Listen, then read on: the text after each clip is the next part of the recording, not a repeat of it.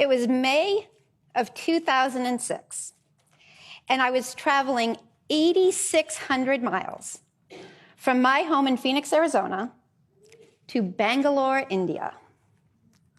I grew up in Maine. Traveling to India was something I had never thought was going to be in my future.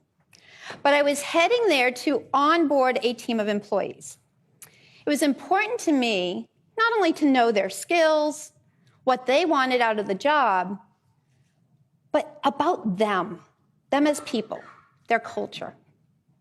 So with that in mind, I decided to take a trip to what they call City Market.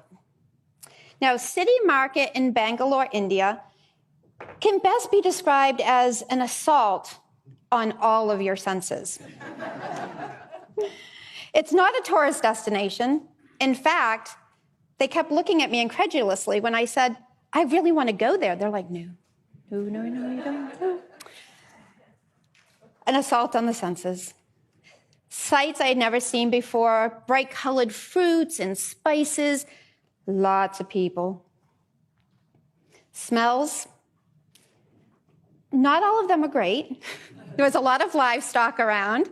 And did I mention it was May and really, really humid? So crowds of people, all these scents, all these smells, all of these noises that I had never experienced in my life.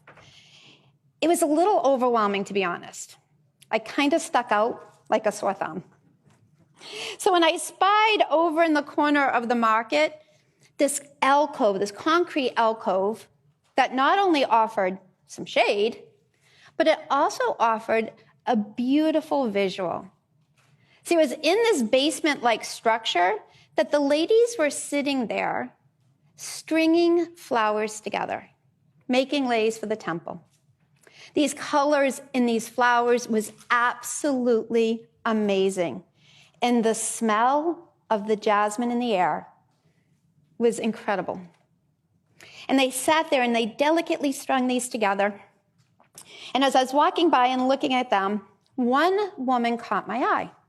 You see, she caught my eye because she was probably older than my grandmother. And I thought, oh, my gosh, she's sitting on that hard concrete floor, little bent hands, stringing these flowers for rupees. Wow. She had no teeth. She had probably nothing. So I unzip my very fancy fanny pack, as American tourists do, and I pull out my rupees. She doesn't speak English. I don't speak Hindi. So the international sign for, hey, I want to buy your things, right? And she looks at me up and down, and she goes,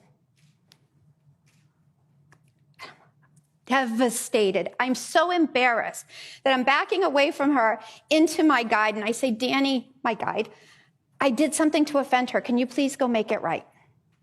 So he walks over. He has a little conversation with her. And then he waves me over. And she gets up and she picks the most beautiful jasmine lei I've ever seen. And with her arthritic hands, she pins it in my hair. And again, unzip the fanny pack. And I said, I don't understand. Danny said, Belinda, you picked her. You honored her by wanting her flowers. Your debt is paid in full. That moment changed my life because I realized I had gotten it all wrong. I was a child of the 80s. I was climbing that corporate ladder. Next title, next promotion, corner office. I had it all wrong. I was defining my value by what I earned and not by who I was serving.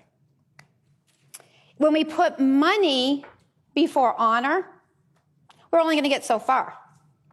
But when we truly serve from our hearts, the people who honor us with their time, their trust, their money, we will be abundantly rich. I have a journal from that time in India. When I open that journal, I see that lei preserved.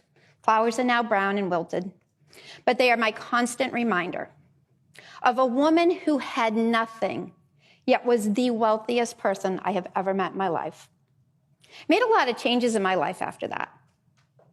I left India a new woman. my heart full, my mind full, and actually my arms were full too. Because not only did I go home and quit my job, I went home with a dog I had adopted off the streets of Bangalore.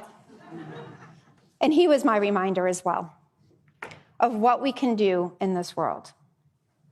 So I would leave you with this: service over sales, honor over hustle, and most importantly, people over profits. Thank you.